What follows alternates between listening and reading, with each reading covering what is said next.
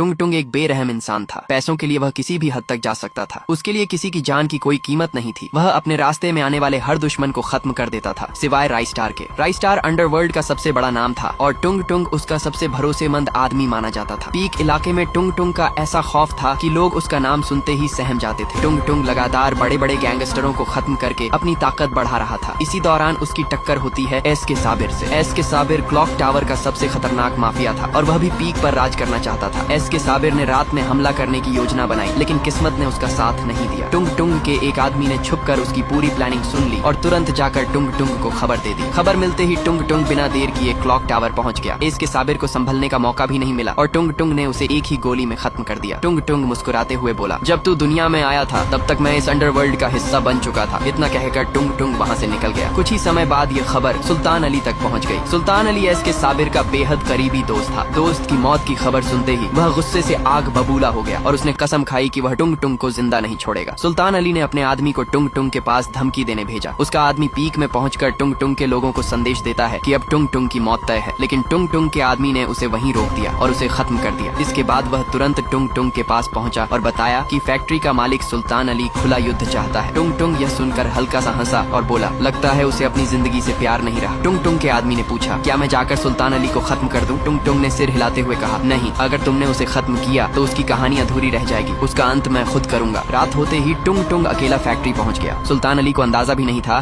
कि उसका आखिरी समय इतना करीब आ चुका है। टुंग टुंग ने उसे खत्म कर दिया और वहाँ से निकलते वक्त सिर्फ इतना कहा, तुम लोग सिर्फ बातें करते हो और मैं काम करके दिखाता हूँ, यही असली फर्क है। उस रात के बाद पूरे देश में टुंग टुंग का नाम डर की पहचान बन गया। लोग उसकी ताकत और उसके फैसलों से कांपने लगे। लेकिन कहानी यहीं खत्म नहीं होती। असली तूफान अभी बाकी है, क्योंकि बहुत जल्द इस कहानी में एंट्री होने वाली है रॉकी भाई की और उसके आने के बाद अंडरवर्ल्ड की दुनिया पूरी तरह बदलने वाली है।